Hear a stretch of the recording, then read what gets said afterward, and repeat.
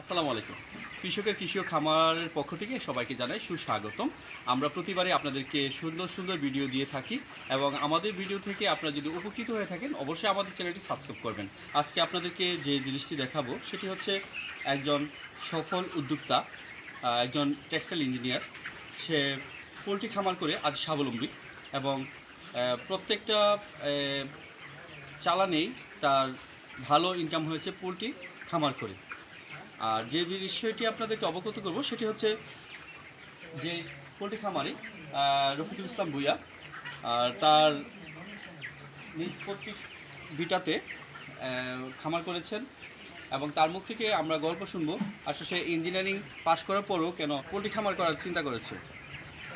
আজকে আপনাদেরকে যে বিষয়টি অবগত করব সেটি হচ্ছে একজন টেক্সটাইল ইঞ্জিনিয়ার তার পোলট্রি খামার করে স্বাবলম্বী হওয়ার গল্প শোনাবো এবং এই পোলট্রি খামার করতে তার কি কি সুযোগ সুবিধা এবং কি করতে হয়েছে এখানে আমরা তার মুখ থেকেই গল্প শুনবো।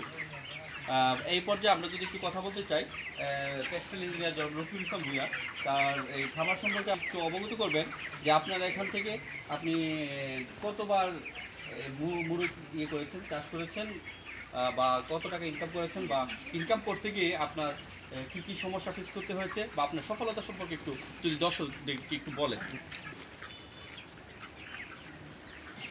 আসসালামু আলাইকুম, আমি রফিকুল ইসলাম ভূঁইয়া। আমি আগে টেক্সটাইলে জব করতাম। আমি টেক্সটাইল ইঞ্জিনিয়ারিং পড়াশোনা করে আমি 10 বছর চাকরি করছি। তো 10 বছর চাকরি করার পর আমি দেখলাম যে আমি এই চাকরি করে আমি সন্তুষ্ট নই। তো ভাবলাম যে আমাকে অন্য কিছু করতে হবে, আমাকে নিজে উদ্যোক্তা হতে হবে। তো ভাবলাম এখন কি করা যায়। তারপর আমি চাকরিটা ছেড়ে আমি বাড়িতে এসে একটা পোলট্রি খামার করি। এখানে আমার খামারে 1500টি বাচ্চা আছে। তো এই বাচ্চাগুলি আছে, খুব ভালোই আছে আলহামদুলিল্লাহ। আপনারা দেখেন এখানে কত সুন্দর, অনেক সুন্দর, হ্যাঁ, সাজানো গোছানো সব কিছু আছে। মোরগ বেশ মাশাআল্লাহ পুষ্টু আছে, হ্যাঁ, রীতিমতো খাওয়া দাওয়া হচ্ছে, তারপর একটু বিশ্রাম নিচ্ছে, তারপর আবার একটু পানি খাচ্ছে। তো এভাবে মুরগগুলো মাশাআল্লাহ ভালো আছে।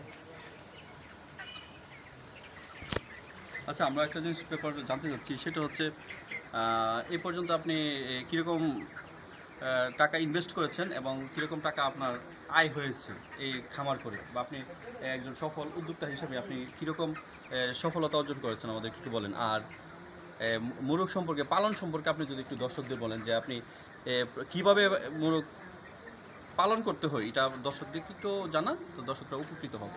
হ্যাঁ, এখানে আমি এ পর্যন্ত 8টা সেট উড়াইছি। 8টা সেটের মধ্যে আলহামদুলিল্লাহ আমি ভালো সফল হয়েছি। এখানে 8টা সেটের মধ্যে আমার কোনো লস নেই। তো লস না থাকার কারণে আমি আরও এটার প্রতি উদ্বুদ্ধ হই যে আমি কীভাবে আরও একটু ভালো করব। তো সেজন্য আমি এখানে প্রথমে ব্রুডিং করি। ব্রুডিংয়ের মধ্যে আমার তেমন কিছু খরচ হয় না। তো ব্রুডিংয়ের মধ্যে আমার যে ওষুধ আছে ওই ওষুধ দিয়ে আমি প্রায় 9 থেকে 10 দিন আমি চালিয়ে দিতে পারি। তো এই কারণে আমার মানে অতিরিক্ত কোনো ওষুধ লাগে না।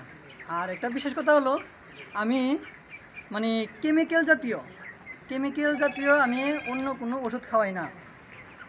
এখানে আমি বনাজির মাধ্যমে আমি প্রতিটা সেট সফলভাবে আমি বিক্রি করতে পারতেছি। আর আমার প্রতিটা সেটে আমার 30 দিন লালন পালন করতে হয় না, যার কারণে আমি মানে অনেক দিক দিয়ে লাভবান আছি।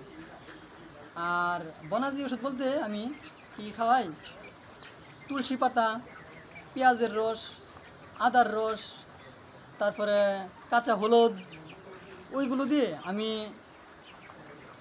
মুরগগুলোও মানে বড় করতে পারতেছি। আর এগুলো মানে আমি খাওয়ানোর কারণে আমার তেমন কোনো খরচ নেই বললেই চলে। আর ফিড খাবার তো এটা লাগবেই, মানুষ বাঁচতে গেলে খাবারের প্রয়োজন, তেমনি মুরগের ক্ষেত্রেও ঠিক তেমনই। তো ওই হিসাবে আমি দিয়ে লাভবান আছি। আচ্ছা, আরেকটা প্রশ্ন, আপনি কি নিজে পরিশ্রম করেন নাকি কোনো লোক আছে আপনার এখানে ফার্মে? হ্যাঁ, এটা মূলত আমি অনেকেই মানে বলবে যে লোক অনেক ফার্মে লোক রাখে, আবার অনেক ফার্মে লোক রাখে না।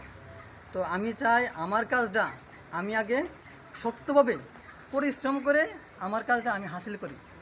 সেজন্য আমি এ পর্যন্ত কোনো লোক রাখি না।